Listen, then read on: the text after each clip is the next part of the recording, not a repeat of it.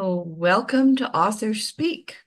I'm Linda Mall, founder of Accountability by Design, igniting leadership conversations for growth, and founder of Readers of the Pack, a community for leaders who are readers. And this is an initiative of Readers of the Pack. A warm welcome to those who have joined us today online and to any who listen to the recording afterwards. We invite you to save your questions for Ludmila for the last 15 minutes of the call, and we'll try to make room for everyone's questions. If you would prefer, put them in the chat and Laura will share them with everyone. And that brings me to meet my co-pilot, Laura Harder, who I'm not sure you can see on screen right now, but she will be managing sound, any logistical issues, etc. There she is. So just reach out to Laura if you're having any technical issues. We'll be sharing all contact information and links to our author's website, Ludmila Praslova, with you within the next few days. That includes a full bio for Ludmila, and the recording will be available on our website next week. We normally have a PowerPoint, but this session seems to be plagued by some gremlins, and I don't have PowerPoint available to me today, and I'm actually sitting in a hotel room that I wasn't expecting to be in a different city. So, and Ludmila and I we had challenging even with the times. So I'm really excited that we're all together, and we will share everything after the call.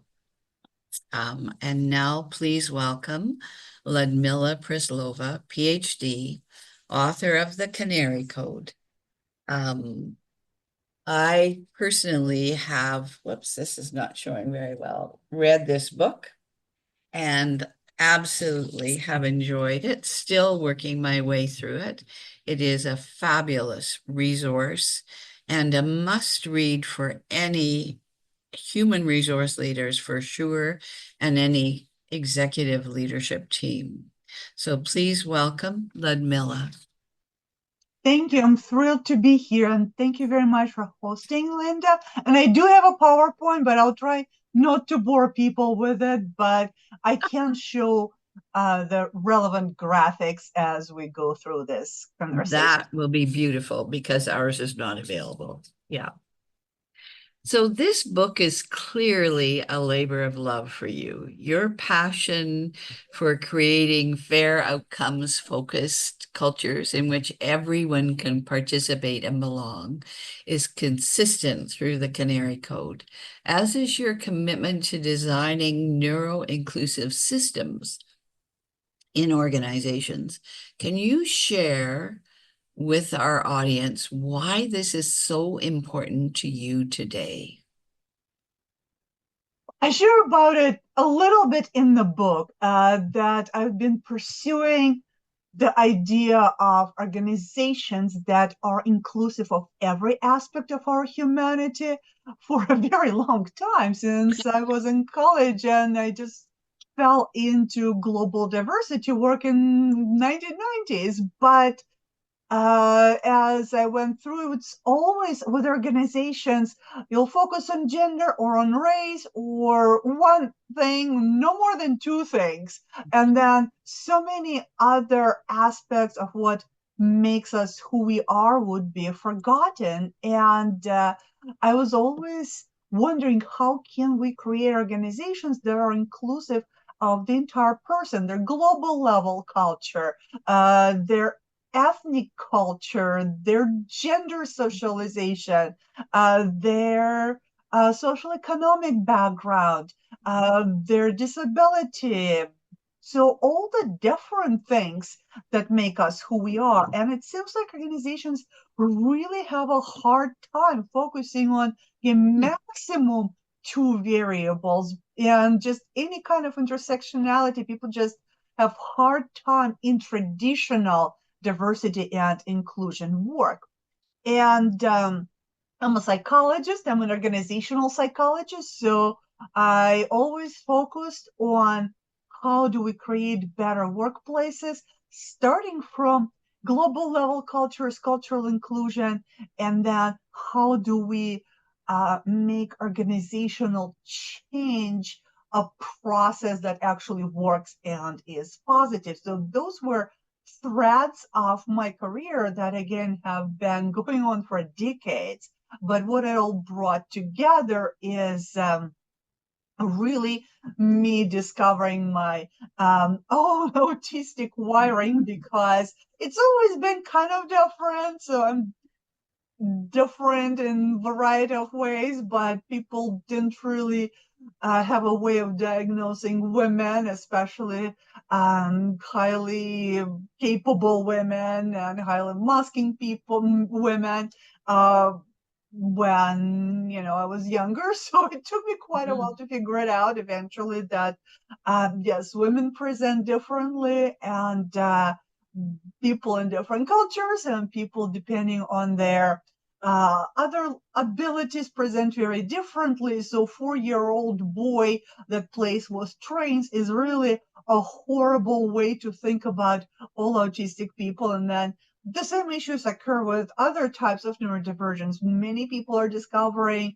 ADHD later in life, and even you would think learning differences would be discovered at school, but even with things like dyslexia, people sometimes are able to compensate in ways that they don't quite understand how their brain works, and then only later in life they discover their neurodivergence. So discovering my neurodivergence was very eye-opening on the personal level, but it was also very eye-opening on how do we bring all those human differences together. Because again, when we start focusing on, okay, there's gender, there's age, there's race, there's all those different things, people very often just go glossy-eyed and they just stop processing, because it just becomes like so many intersectionalities. How do I account for someone who's a female, immigrant, asexual, and all those things? And they just like, this is too much, too hard, it's hurting my head.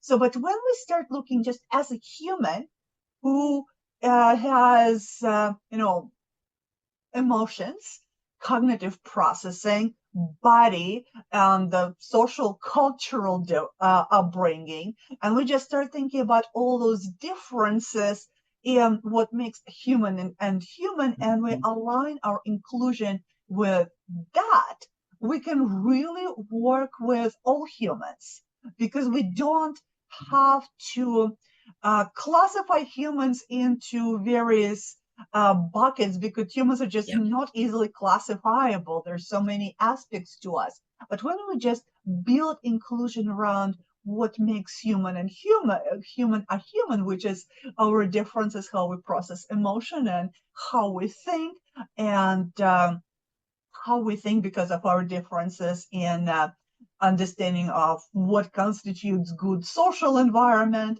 then we can create flexible environments that consider all those differences. And if we start thinking about what do people need to remove barriers from the workplace, we can also say, if we make hiring valid, if we don't look at things like how firm your handshake is, or how well are you going to chat about your hobbies with an interviewer, which has nothing to do with anything. It will help neurodivergent people. It will help class migrants who may not share the same hobbies. It will help immigrants. It will just help people who are otherwise not like the interviewer, because that's really what we need to focus on.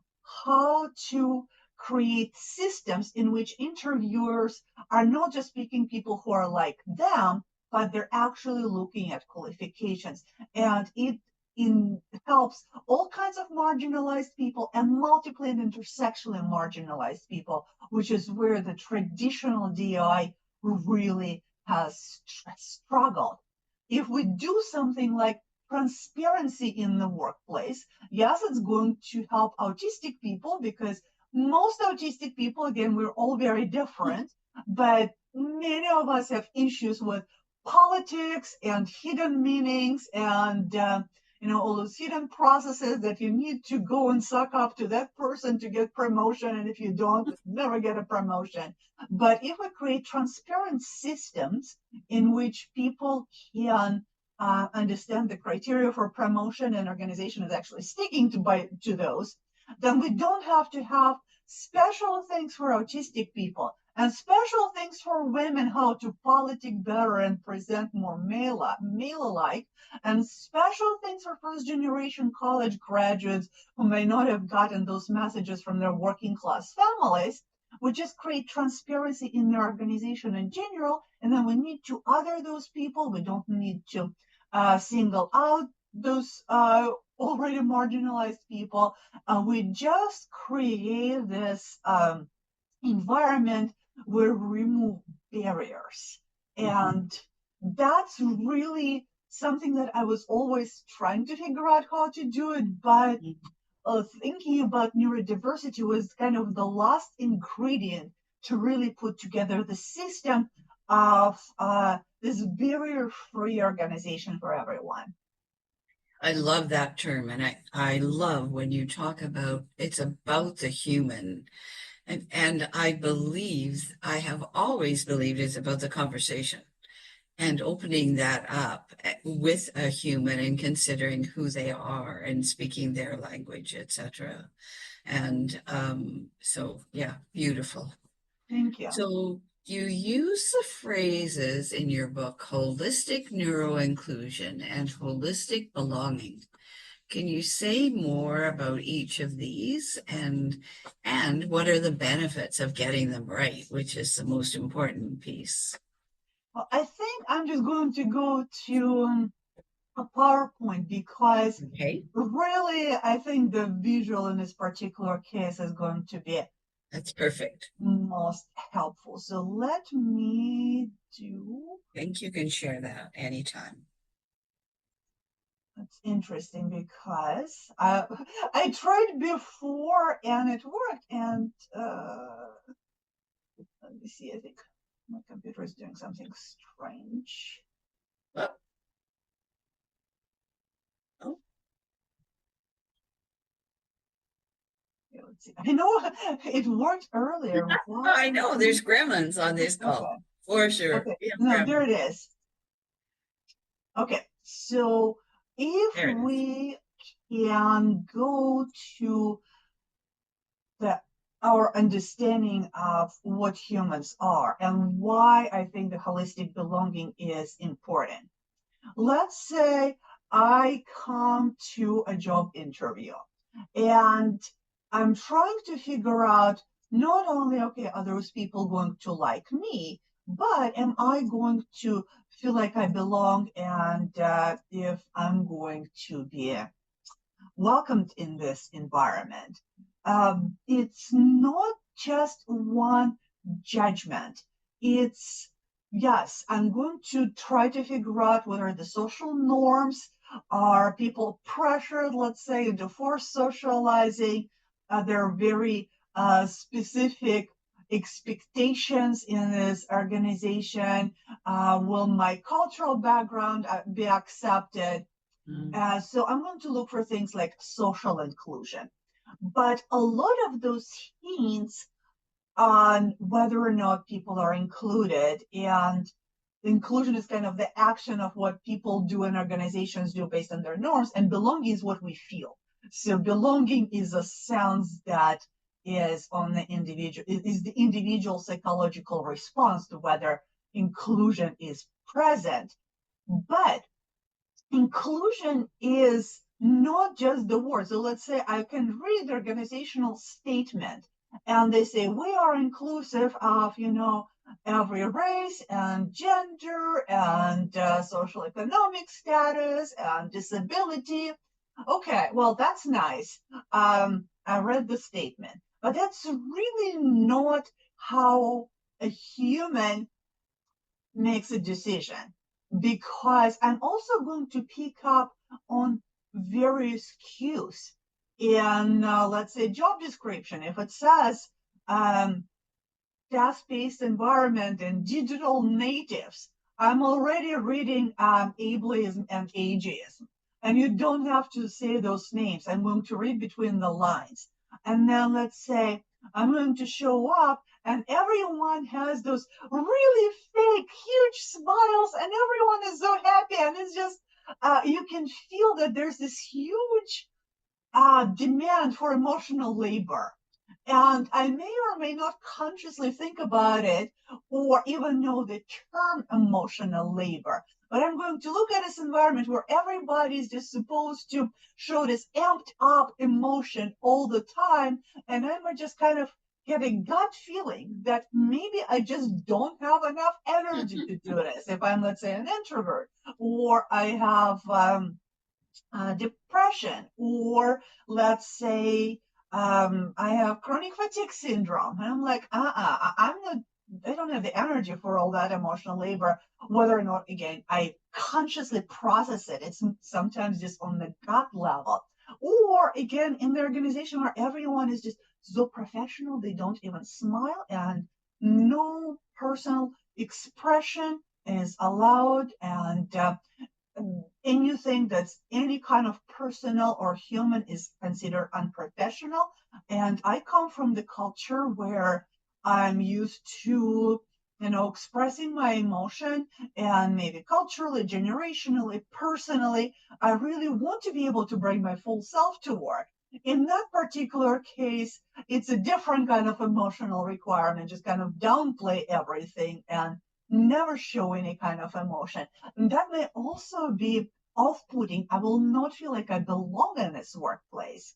But let's say, okay, I told myself I need a job and I'm going to take this job and I'll just do my best and I'll try to, get used to it.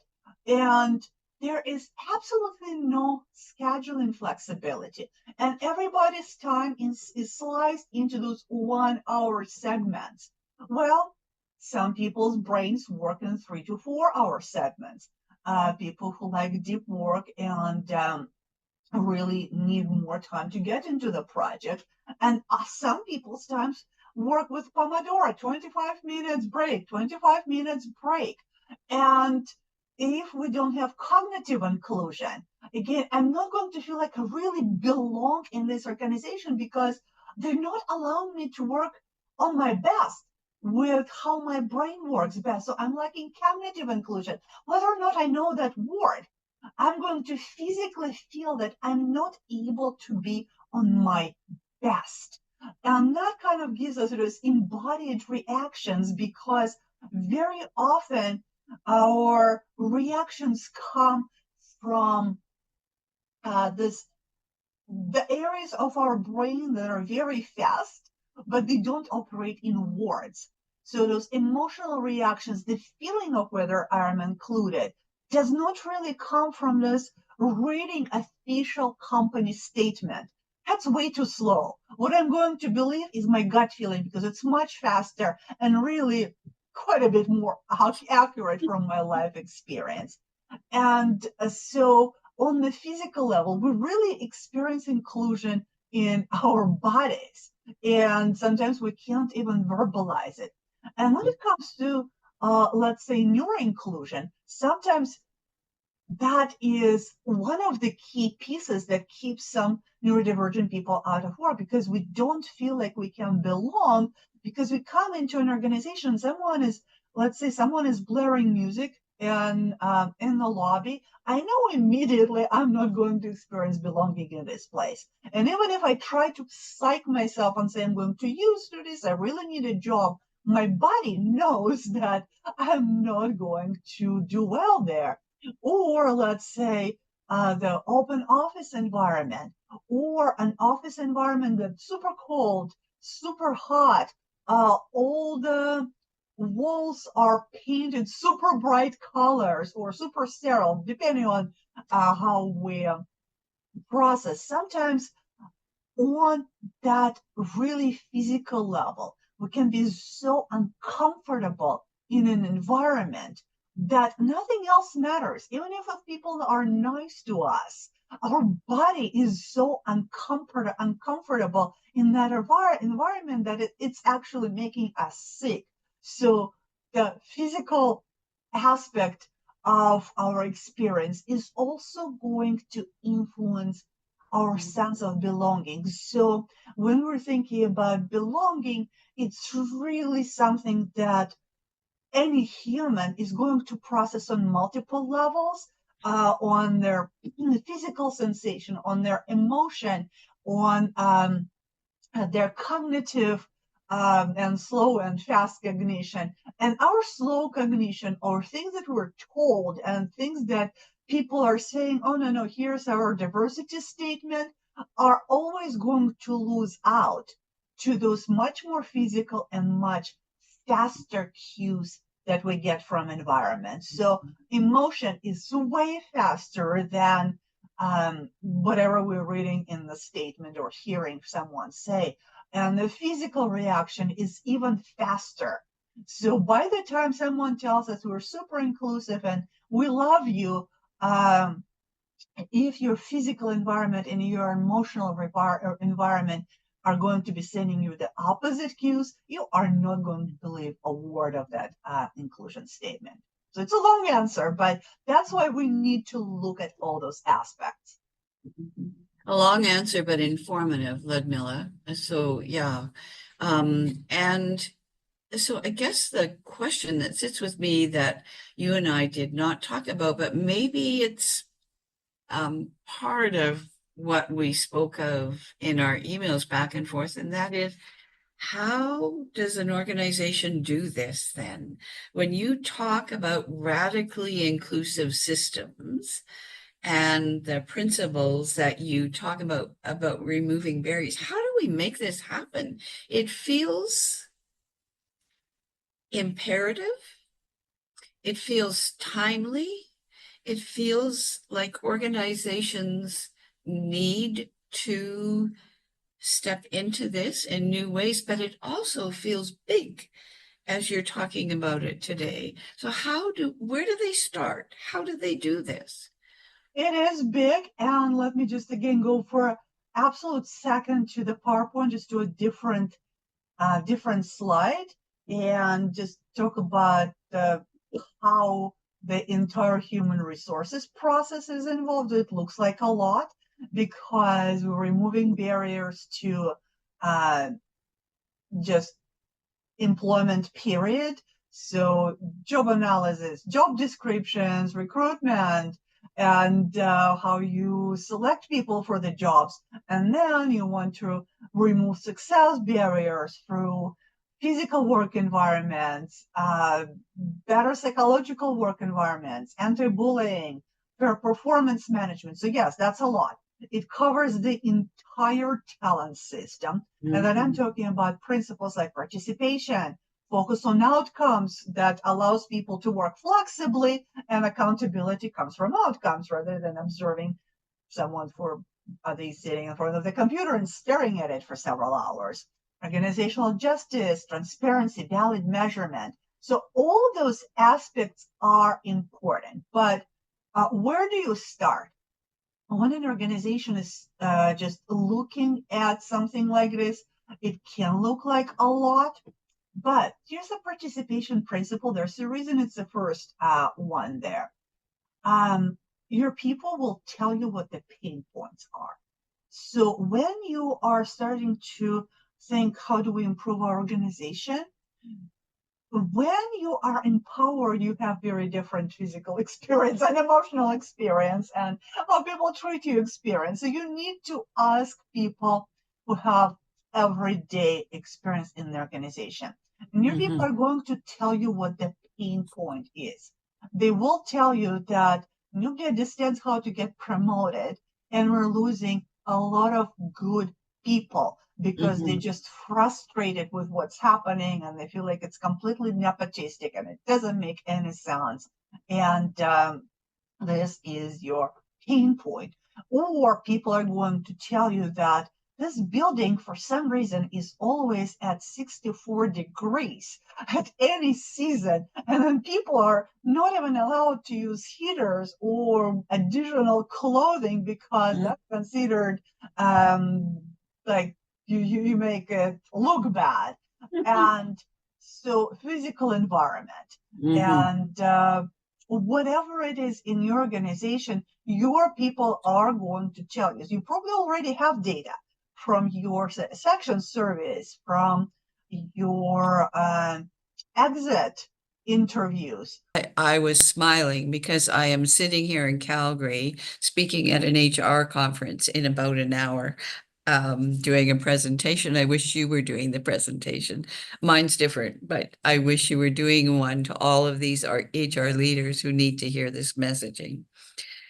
You talk about, in very simple terms, treating people how they need to be treated, that human approach.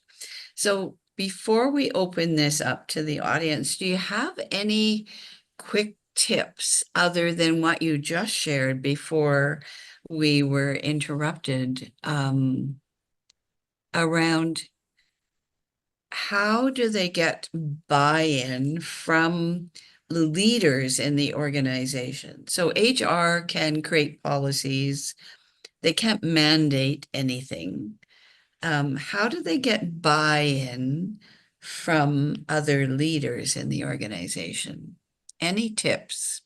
So the part where I was talking about listening to people and then following up on what people say, so that can provide a pretty easy win. And it can also make lives of the leaders easier because when there is stress and dissatisfaction, managers also feel it. When they keep losing people because of bad systems, nobody likes hiring and rehiring. Turnover is not fun. It's expensive, time Expensive, consuming. and it's very hard on managers because you have to Yeah. train to someone else and get used to someone else, and the entire dynamic changes. It really makes your life quite a bit harder. Or if now you have very clear guidelines for how to do certain things, how to get promoted, how to just people are doing their jobs, people are not coming to you every day with the same questions. So when you're addressing those pain points and you're creating those wins, original wins, when you do something that actually matters to people, you're likely to also get more buy-in. And yes, managers can feel like, okay, I'm so busy now. I need to just also do this individual listening and try to figure out what works for this person or what works for that person, and I don't have time for it. Don't tell them, no, from now on you will always have to do it this one way. Introduce it as an experiment. Say we're going to do this for 2 months. No one can do anything for 2 months or whatever makes sense in your organization. But I would say at least a month usually.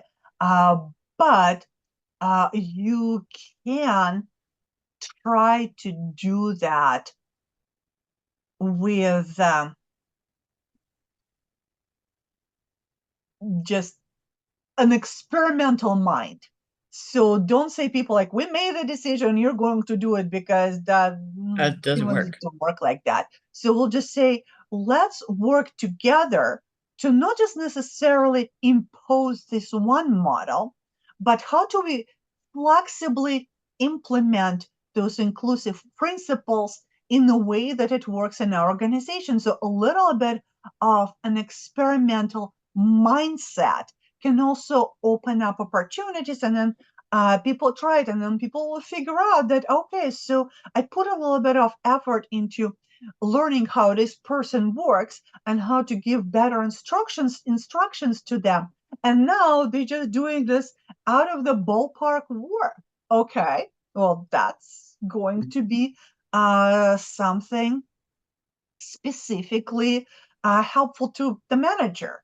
So don't just force people, but give people tools to actually make their lives easier in the long run, and come to it in a way that if it doesn't work, we're going to keep working on it and find the model that's going to be most reasonable for your department and those particular people that are working in it.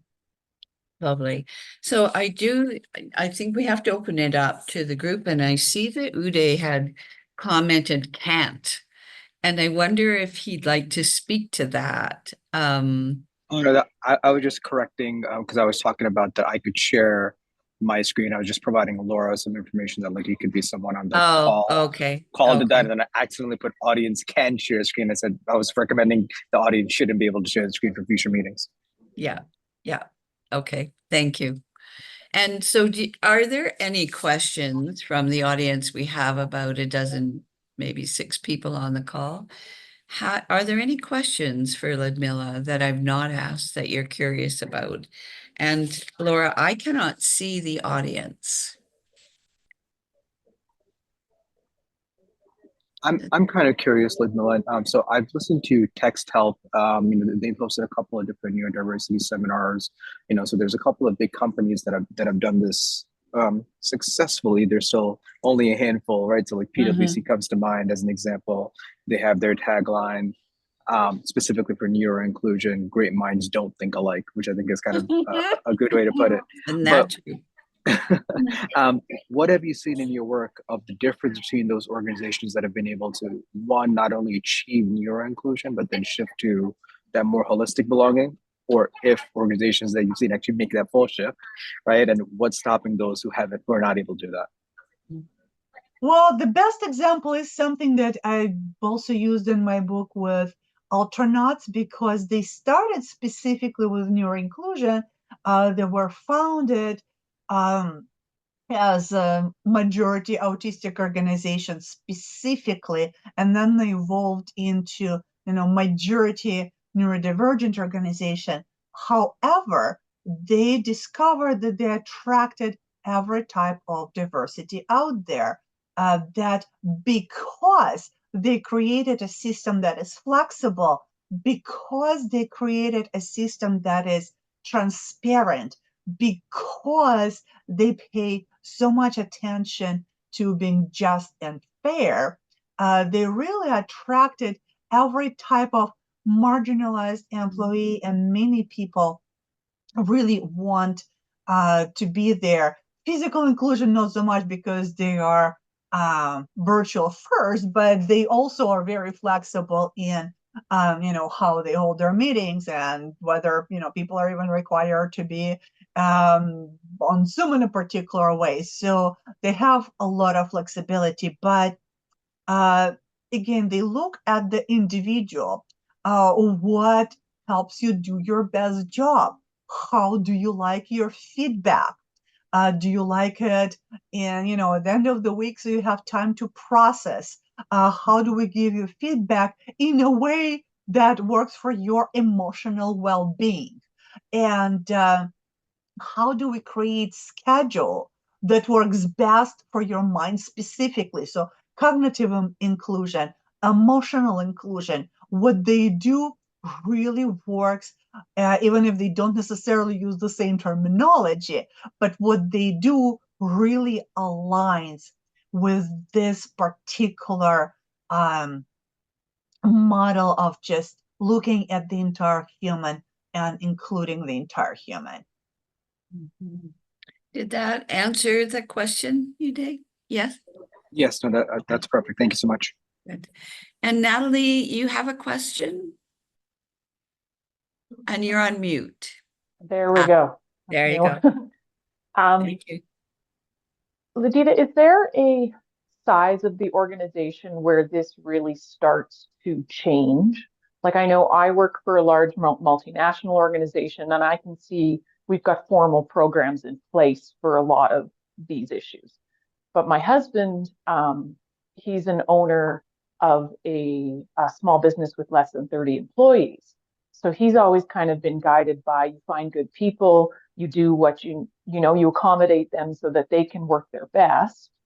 whether it be modified hours or locations, things like that. You listen to them.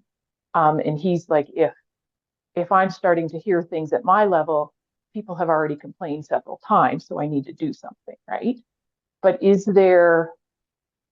you see, like, once you get to be 25 to 50 people, you start to have these kind of issues a little more, or is it at a larger setting, like a hundreds to thousands of employees? It's really not just the size of an organization. It's the age of an organization that often also plays the role, and then just how it was founded and what kind of initial structures were put in.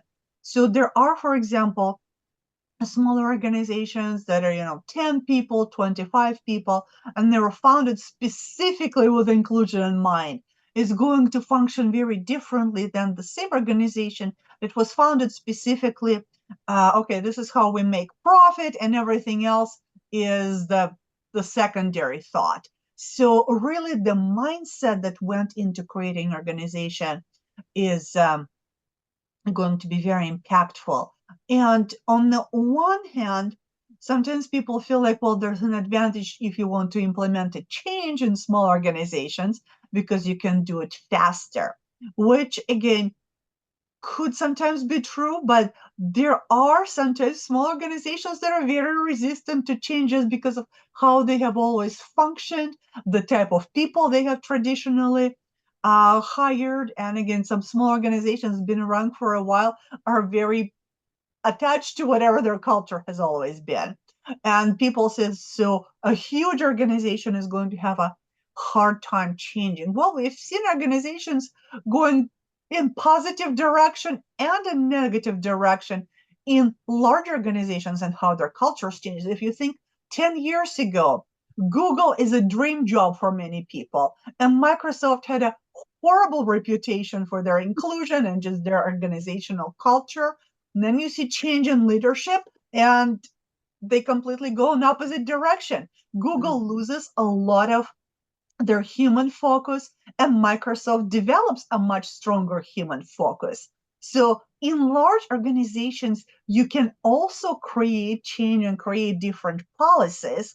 But again, generally, if you're an owner of a small organization, you may not necessarily have a knowledge in the area of inclusion or neuro-inclusion, but if you kind of put your mind to it and bring in some help or dedication, it might be possible to change things a little bit faster and take advantage of a small group. But small organizations have their problems, because let's say if you don't have a kind of cushion financially like Microsoft or Google, small organizations can be so focused on survival that other things just seem a little bit less relevant. So you might have to get over that particular hurdle. The survival mentality that sometimes you see in small organizations, in some nonprofit, they have very little. If we don't bring the next grant, we don't exist any longer. That sort of thing, just how much cushion do you have to your existence, also makes a lot of difference. And it also has a huge impact on how much stress people are under, because you can deal with those things in a small organization if you have a bit of a margin, emotional energy margin, and oh my gosh, things are falling apart kind of margin. But if you don't, so that's another factor when people are just working in the survival mode, that seems to be, again, more of an issue, at least in my experience, than just organizational size. Does it help, or if you want to drill down on something? Okay. That answered your question, Natalie? Yes, yeah. And Michael posted a question on in the text, but I'm wondering, Michael, you're on screen. Would you like to ask the question? Take yourself off mute and thank you very much, and thank you for a really insightful conversation. It's been excellent, and I've got a copy of the book, but I haven't got all the way through it. And I thought the way the chapters were broken down into the different bits was very helpful. And marks itself out from a number of other books on the subject. So thank you for that. But sort of three-part question. Can you just say something about appraisal systems for neurodivergent employees? Do you think there's an ND pay gap? And do you think there's ageism in neurodivergence between the different generations? And if I can be really cheeky, is coaching good? Is that a good option, or is it just part of a suite? So yeah, a bit on appraisal systems. Is there a pay gap? Is there ageism? And finally a little bit on coaching. There is a chapter on performance evaluation. I haven't got to it. Oh, right. Okay. So you can keep that for the book. Performance evaluation is broken for everybody, Yes. which can particularly impact neurodivergent people. But we do need better performance evaluation systems that focus on actual performance and not all the random stuff that people tend to throw in, which could be ageism or ableism or all kinds of other whatever problems they have. And as far as pay gap, yes, there is a pay gap, and there's actually some numbers in the book as well. And it's probably is a lot of it is not even reported because data is kind of horrible. But yes, there is a pay gap.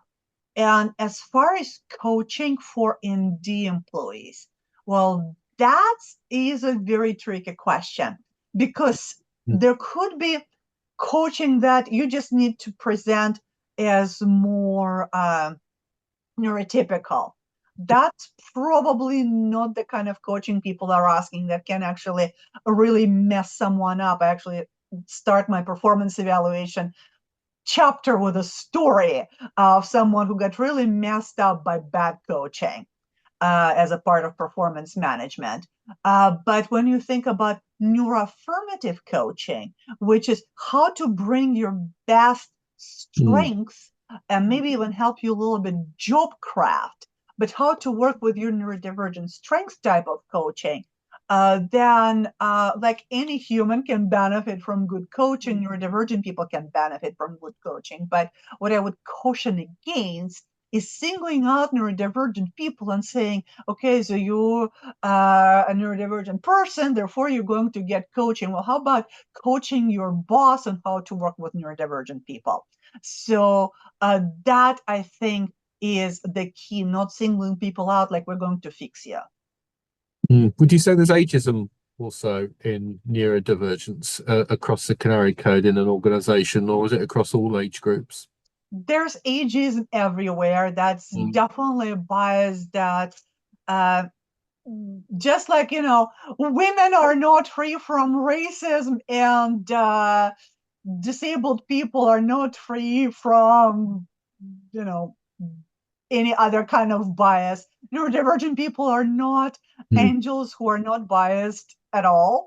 And there is definitely ageism in society, which actually is kind of worse in the last few years in some ways, especially when like the meme went, the okay boomer. Actually, research showed the uptick in ageism, and it is something that's pretty openly portrayed in social media. So yes, unfortunately, there is ageism among neurodivergent people, and that's intersectionality we need to pay attention to. Thank you very much. Thanks for the questions, and thank you, Ludmila, for being so gracious to answer. We are literally out of time, but I want to make one comment, and that is that, the more I've seen HR and organizations focus on inclusion and diversity, the more buckets they have formed. And so what I've so appreciated about your book and about our conversation today is about it's every human. We're all in this together. We're all unique. We're all different. It's about how do we work well? How do we bring our best to the role that we're in? And I can't applaud that approach enough from you. So I thank you for that. And I have one final question before we leave, and that's what's next for you in the work you do? What are you excited about in the coming weeks, months for you? Well, I working. I tend to have many projects. One that just kind of immediately comes to mind. I saw the word conference there, and I know that the question is different. I'll try to answer it like in writing after it's done, because I don't have time to even read it fully. But we are organizing a conference in the next few months, which I'm going to also announce on LinkedIn in a couple of days. It's Creating Healthy Organizations Conference that my university has been putting on for a few years, and the new iteration, unfortunately, it's in early December, so December 6th and 7th is just how things work with our other aspects of our scheduling. But we're going to have a variety of sessions on how to increase human well-being across various aspects of organizational functioning, and it's free. Lovely. It's free, available to everyone if anyone wanted to participate in that. If you share that information with me, I will put it on our website and include it in the information we send to everybody after this call, so that we can tell the world about that. That's very exciting. Thank you. Yeah, and we always have writing projects. So like HBR, Fast Company, just keep checking in, because I try getting out articles as much as I can. And we will share them as often as we can. You have a message the world needs to hear, so we will share. Thank you very much. As we close today, we want to thank you for your graciousness in all of the issues we faced along the way, and for your precious time, and appreciated the PowerPoint when we could use it. And for those who are listening, if you haven't already read the book, we invite you to. And it is a study. So you can, as Michael said, it's laid out beautifully. You can choose a chapter and study and work and apply, and then go back to it and see how you've been doing. So if you're enjoying the conversation today, please join us for Others Authors Speak. Our next guest is actually an Olympic winner, 1 gear, no brakes. I'm having trouble with my camera, obviously. 1 gear, no brakes. Forget that. And it is the end of October, October 31st. 12 o'clock Mountain Standard Time, as usual. And it is her Ride to Belief, Belonging, and a Gold Medal. It's a great read. It's actually a riveting read at some points in time. So thank you, everybody. We hope you're enjoying the routine that fall brings to our lives. And we invite you all to start each day with a hopeful heart, a curious spirit, and the courage of a lion. Thank you for joining. And now we're signing off for our Author Speak series with Ludmila Praslova. Thank you. Thank you very much.